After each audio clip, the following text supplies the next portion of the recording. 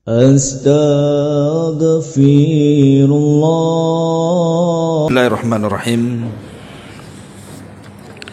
Assalamualaikum warahmatullahi wabarakatuh.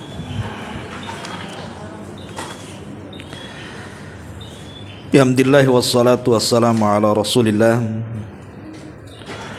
wa ala alihi wa sahbihi wa mawalah wa la hawla wa la quwata illa billahi wa ba'du. Alhamdulillah, segala puja dan puji hanya milik Allah Jalla fi'ula. Salawat dan juga salam kita hadiahkan kepada Rasul kita Nabi besar Muhammad sallallahu alaihi wa ala alihi wasallam. Kita lanjutkan kajian kita, masih membahas kitab Al-Jami', di mana kita sudah masuki hadis ke-21. Kita baca hadisnya. Wa an Abi Hurairah radhiyallahu anhu qala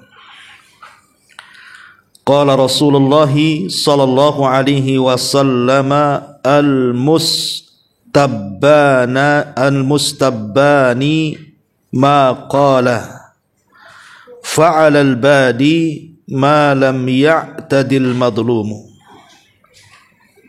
Al-mustabbani ma qala fa'ala al-badi ma lam ya'tadil madlum. Akhrajahu Muslim. Al-mustabbana artinya dua orang yang saling mencaci, dua orang yang saling memaki atau mencela. Maqala, maka dosa ucapan mereka, fa'alal badi ma lam ya'tadil madlum, ditanggung oleh orang yang memulai selama yang dizalimi tidak membalas dengan melampaui batas.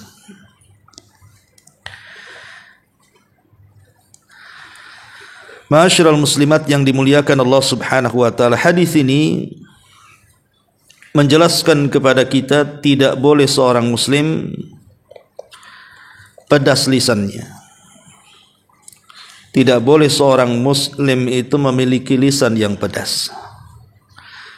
Maksudnya pedas di sini suka menyinggung orang dengan cacian, makian, celaan dan yang semisalnya.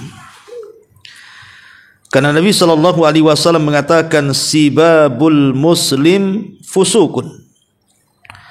Mencela seorang muslim itu kefasikan. Artinya kefasikan di sini perbuatan buruk dan keji. Karena kalau seseorang mencaci atau memaki, dampaknya biasanya ada ketersinggungan kepada orang yang dicaci. Ujung-ujungnya terjadi perkelahian. Bahkan tak jarang sampai merenggut nyawa. Maka intinya hadis ini bahwa lisan yang pedas, yang suka mencaci dan memaki ini selalu menimbulkan fitnah.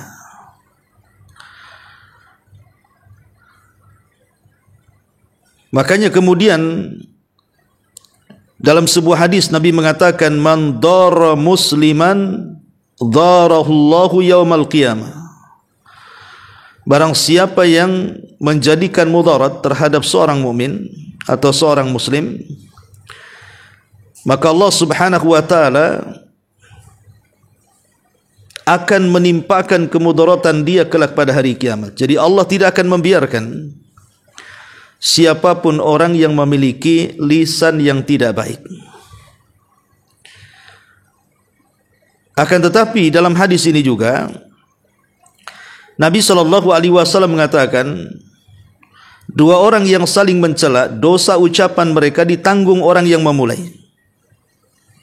Jadi kalau seandainya ibu Maaf umpamanya bilang kepada saudaranya dengan kalimat binatang, wahai anjing, wahai babi, wahai harimau atau apa ya, buaya.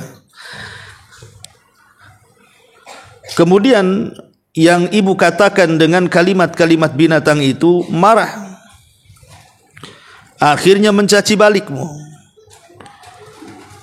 Kalau cacian balik ini tidak melampaui batas, malam ya'tadil madlum, kata Rasul, tidak melampaui batas, maka cacian balik itu tidak berdosa walaupun isinya celaan.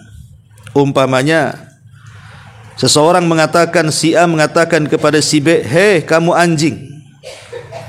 Kata si B, kamu juga anjing. Sama-sama bilang kalimat anjing kan Bu ya. Maka si B ini tidak akan berdosa walaupun dia mencela si A dengan kalimat binatang. Dia hanya membalikkan kalimat itu saja. Yang berdosa adalah orang yang pertama mencela. Jadi dosa keduanya dilimpahkan kepada orang yang mencela. Walaupun orang yang dicela mengeluarkan kata-kata buruk, asal yang dikeluarkan itu hanya membalikkan kata-kata orang itu. Oh dasar bangsat, ibu katakan kau yang bangsat. Oh dasar penjahat, ibu katakan kau yang penjahat. Oh dasar pengkhianat, ibu katakan kau yang berkhianat. Ibu yang kemudian dicela mengeluarkan kata-kata yang sama secara lahiriah Bu, itu kan kalimat-kalimat kotor yang ibu keluarkan. Kalimat-kalimat yang tidak pantas seorang muslim mengeluarkannya. Cuman ibu kan hanya membalikkan kata-kata kepada orang yang mencela. Lah ibu tidak berdosa dan tidak masuk pada hadis Nabi SAW, sibabul muslimina fusuq, mencela seorang muslim itu kefasikan. Di sini ibu tidak masuk di situ. Kenapa? Karena ibu hanya mengembalikan kata-kata orang.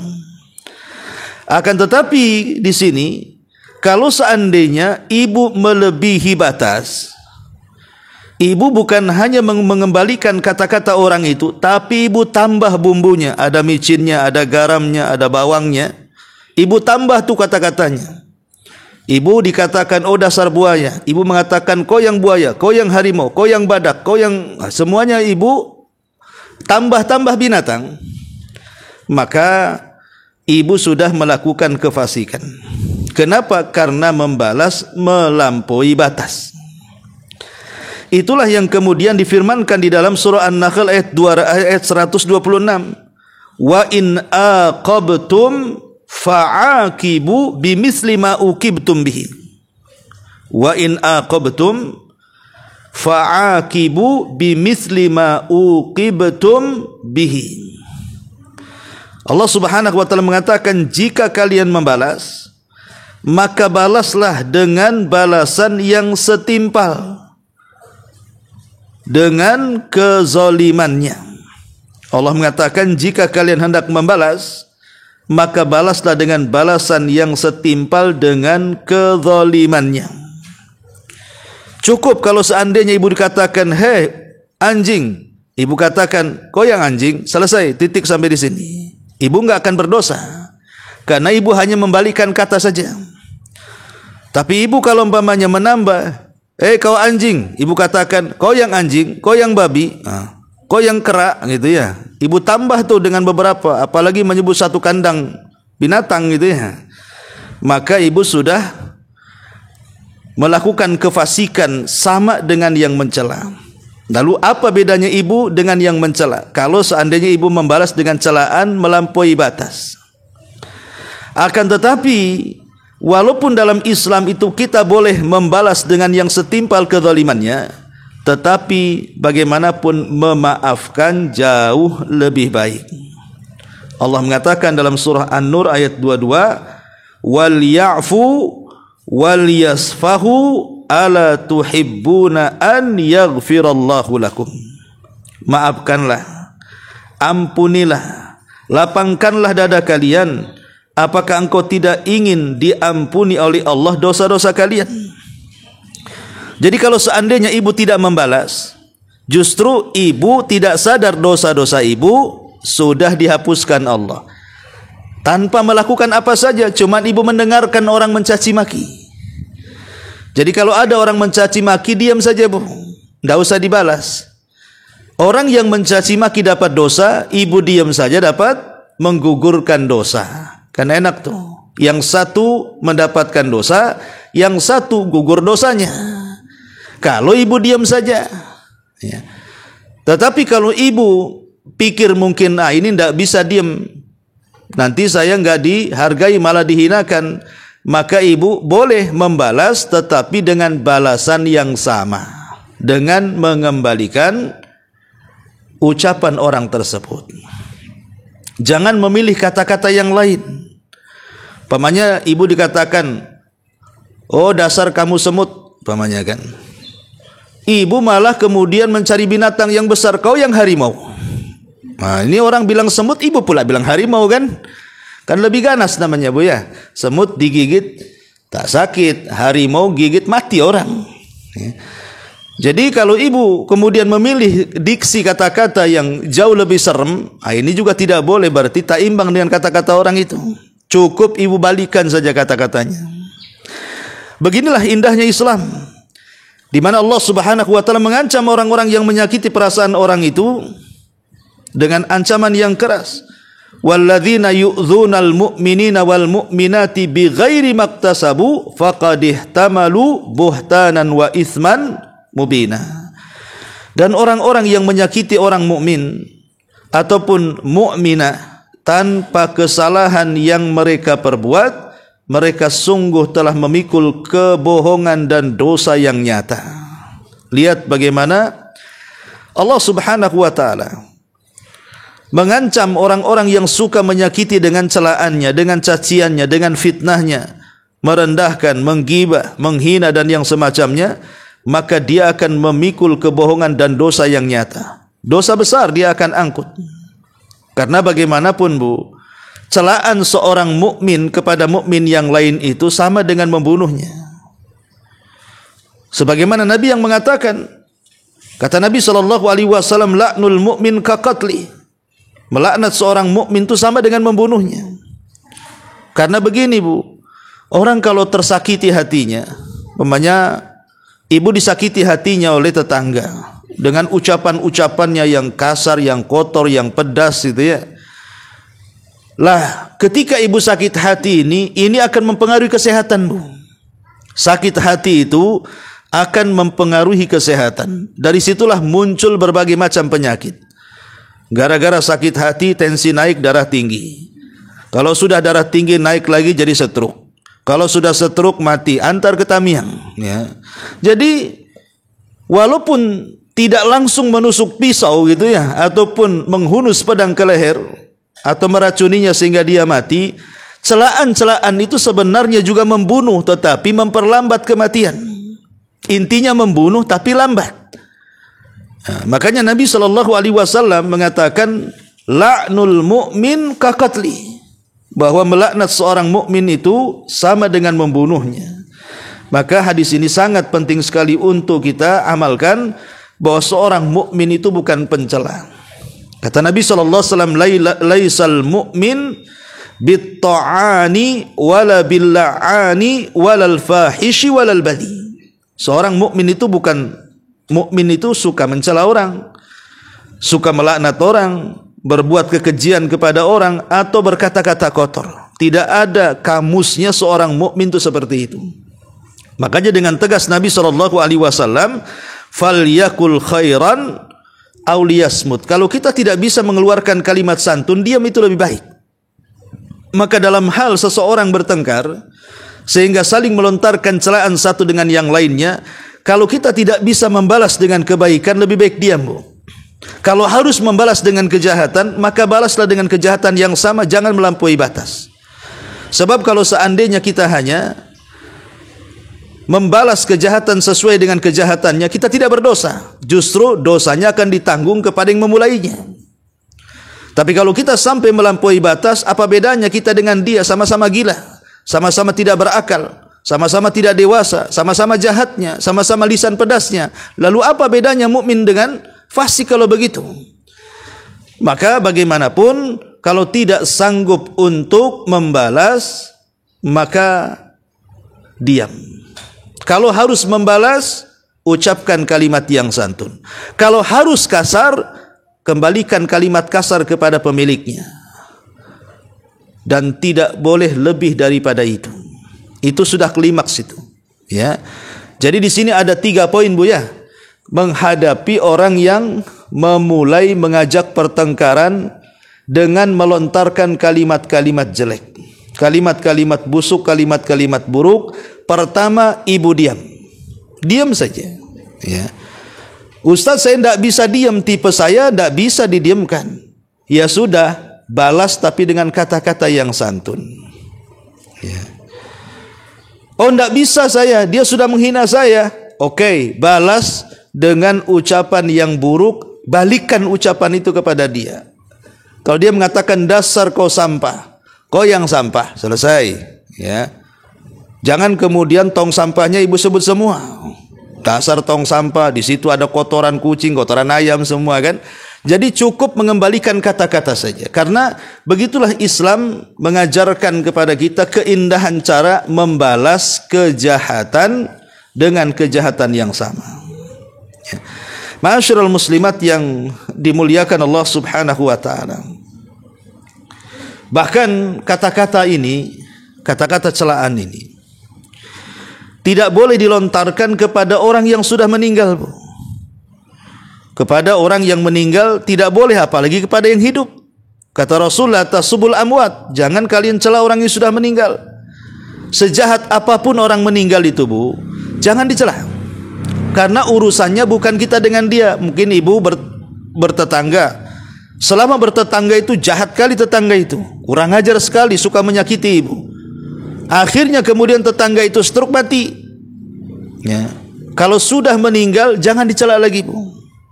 Karena dia sudah kembali ke hadapan Allah. Ada pertanggungjawaban yang ia hadapkan di hadapan Allah. Itu bukan urusan kita. Itu urusan Allah Subhanahu wa taala. Makanya Rasul mengatakan fa innahum qad afdau ila ma qaddamu. Jangan kalian mencela orang yang sudah meninggal karena mereka telah sampai pada amalan yang dahulu mereka kerjakan untuk dipertanggungjawabkan di hadapan Allah Subhanahu wa taala. Lah kalau kepada orang yang meninggal saja kita tidak boleh mencela, macam mana orang yang hidup? Ya, orang yang hidup itu tidak seperti orang mati. Kalau orang mati dicela diam saja. Tapi orang yang hidup dicela bisa baliknya lah.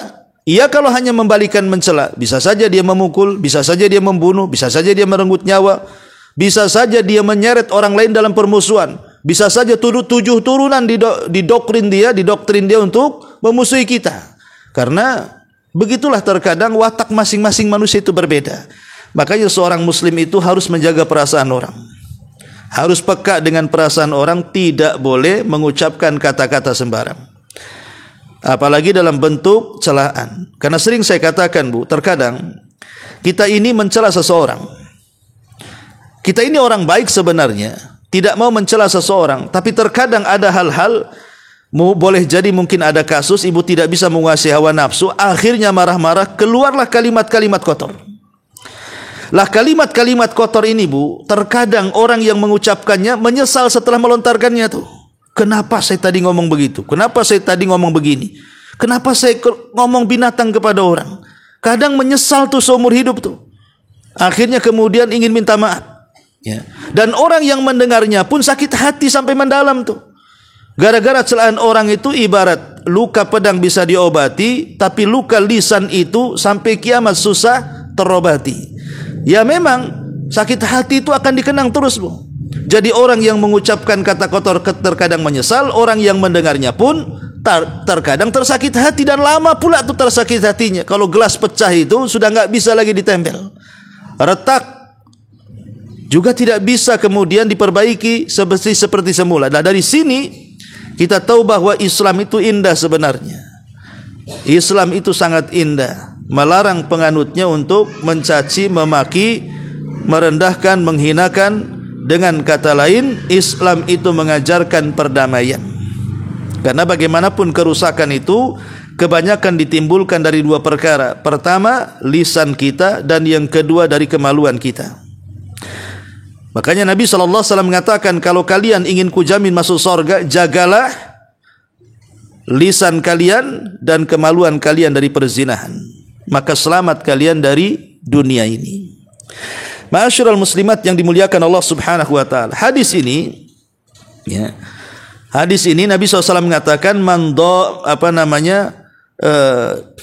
al-mustabbani ma qala fa'alal badi ma lam ya'tadil madlum.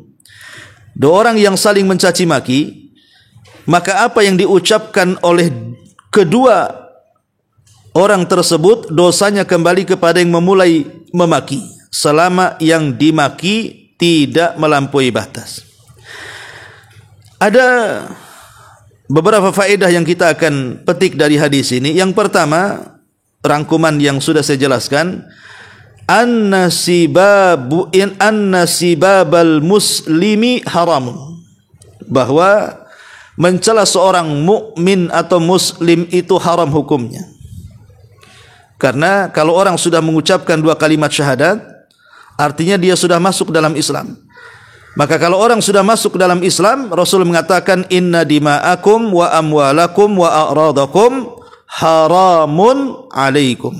Sesungguhnya darah kalian, harta kalian, kehormatan kalian haram. Darahnya tidak boleh ditumpah, hartanya tidak boleh diambil, kehormatannya tidak boleh dirobek. Enggak boleh. Kalau sudah muslim, maka sesama muslim yang lain tidak boleh merobek kehormatannya dengan cara menggibahnya, mengadu dombanya dengan lisannya, mencacinya, memakinya, menghinanya, dan begitu seterusnya. Yang kedua, jawazu intisaril masbubi li nafsihi. Boleh kita ini membalas kalau kita dari pihak yang dimaki. Kalau kita di pihak yang dicaci, yang dimaki, yang direndahkan, boleh kita membalas. Tetapi sekali lagi, balasannya tidak boleh melampaui batas. Akan tetapi yang ketiga, lakin as-sabru wal afu afdal. Tapi kalau seandainya kita di pihak yang dimaki, kita di pihak yang dicela, kalau kita mau sabar dan memaafkan, itu jauh lebih afdal. Karena Allah yang mengatakan, waliman sabara wa ghafara fa inna dzalika min azmil umur. Maka bagi orang yang sabar dan mudah memaafkan, maka dia mendapatkan banyak keberuntungan dalam perkaranya. Kemudian yang keempat, bahwa seorang muslim itu harus memandang hukuk al-muslim, hak-hak seorang muslim. Di mana hak seorang muslim itu tidak boleh menzalimi. Tidak boleh menzalimi baik dengan fisik atau dengan lisan. Kemudian yang kelima, idan tasara al-masbub li nafsihi istaufa zalamatuhu. Kalau seandainya seseorang yang di pihak orang yang dicela ingin membela dirinya, maka seseorang boleh sekedar membalas sesuai dengan kejahatannya dan dia terlepas dari dosanya. Jadi sekalipun dia membalas dengan kejahatannya, tetapi dengan kejahatan yang sama, maka dia terlepas dari dosanya. Dia tidak punya dosa walaupun kata-katanya mencaci memaki, karena dia hanya membalikan kata-kata orang saja. Ya, dan yang terakhir tentunya juga seorang muslim tidak boleh membiarkan kemungkaran. Tidak boleh membiarkan kemungkaran. Kalau seandainya ada saudara kita memaki dan mencaci kita, maka sebaiknya kita nasihati. Kita nasihati dia supaya tidak mengeluarkan kata-kata yang seperti itu. Itu yang paling bagus. Karena Rasul mengatakan, man ra'a minkum munkaran falyughayyir biyadihi, fa illam tastati fa bilisani, fa illam tastati fa biqalbi, wa dzalika adaful iman. Bahwa apabila seorang muslim melihat kemungkaran, maka cegatlah dengan tangan, tidak bisa dengan lisan, tidak bisa dengan hati, walaupun itu selemah-lemahnya iman. Ya, kalau itu bisa kita nasihati. Ma'asyiral muslimat yang dimuliakan Allah Subhanahu wa taala, inti dari hadis yang kita baca ini bahwa kita harus bisa menjaga lisan. Intinya di situ. Seorang muslim, seorang muslimah harus menjaga lisan, apalagi ibu-ibu. Karena biasanya bapak-bapak itu jarang ngomong. tapi sekali ngomong main tangan. Tapi kalau ibu tangan tak main, mulut pula main kemana-mana. Ya, biasanya wanita itu lebih pedas ucapannya dibandingkan laki-laki. Makanya Nabi SAW kalau mencontohkan dosa lisan, jarang mencontohkan laki-laki, Bu. Pasti yang dicontohkan ibu-ibu. Contoh umpamanya hadis Abu Hurairah.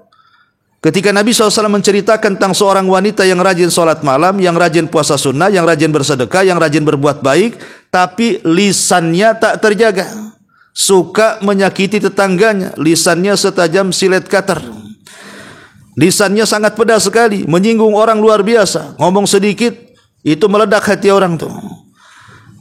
Rasul mencontohkan, ada seorang wanita, ya Rasulullah, kalau malam sholat malam, kalau siang puasa sunnah, kalau sedekah terus, tapi lisannya itu ngeri kali. Apa kata Nabi SAW? La khaira fiha hiya min ahlin nar. Wanita itu tidak ada kebaikan, kata Rasul. Kalau dia tidak bisa menjaga lisan, wanita itu tidak punya kebaikan. Walaupun dia sholat malam, walaupun dia puasa sunnah, walaupun dia puasa sunnah, walaupun dia rajin sedekah, sekalipun dia habiskan harta untuk sedekah, kalau lisannya tidak dijaga, percuma sholat malamnya, percuma puasa sunnah dan sedekahnya. Ya, kenapa? Karena yang menjaga semua amalan kita itu ada di lisan kita. Bukankah Rasul yang mengatakan dalam hadis Mu'ad bin Jabal, maukah aku tunjukkan kepada kalian semua pintu-pintu kebaikan ada di sini? Kata Rasul apa? Maukah aku tunjukkan abwabul khair, semua pintu-pintu kebaikan ada di sini. Sahabat bertanya, Rasul maksudnya apa itu? Maka Rasul memegang lidahnya dan mengatakan, cukuplah kau jaga lidah ini. Kufa anka hadza. Jaga lisan ini, jaga lidah ini. Jangan mengeluarkan kata-kata yang menyinggung orang, menyakiti orang. Karena kata-kata yang bisa menyinggung seperti melaknat, mengucapkan kalimat kotor, mencaci, memaki, itu bisa menggugurkan ibadah sunnah kita, Bu. Capeklah ibu sholat malam, capeklah ibu puasa sunnah, bersedekah, habiskan harta, tahu-tahu tak ada pahala gara-gara apa? Gara-gara lisannya tak dijaga. Karena nanti pada hari kiamat, orang-orang yang lisannya tidak dijaga itu akan mengalami kebangkrutan yang luar biasa. Kenapa? Karena dosa menzalimi orang itu sama dengan menyerahkan pahala kita kepada orang yang kita zalimi.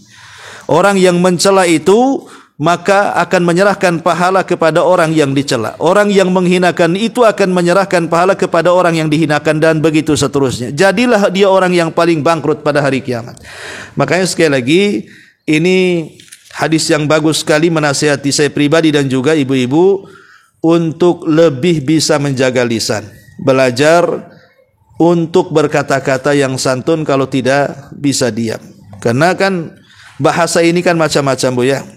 Terkadang daerah-daerah tertentu itu kan ada bahasa halus sekali, ada bahasa setengah halus, ada bahasa halus, ada bahasa kasar gitu ya, ada bahasa kasar sekali. Saya pikir tiap-tiap daerah adalah, ya, kayak di Jawa itu kan ada ada bahasa kromo, bawahnya lagi, sampai kalau ngomong sama orang tua ini bahasanya, ngomong sama sebaya ini bahasanya, ngomong sama anak-anak ini bahasanya. Saya kira semua daerah adalah kata-kata itu. Maka pandai-pandailah memilih kata-kata. Kalau bisa setiap untaian kata itu bernilai pahala. Kata Rasul, al-kalimatu thayyibatu sadaqatun. Kalimat yang baik itu adalah sedekah. Wallahu a'lam, Bu. Saya minta maaf, Bu, tidak ada tanya jawab. Kebetulan pesantren lagi ngadakan rihlah, jadi saya harus cepat-cepat balik. Mudah-mudahan ada manfaatnya. Subhanakallahumma bihamdika, asyhadu an la ilaha illa anta astaghfiruka wa atubu ilaik. Allahu ta'ala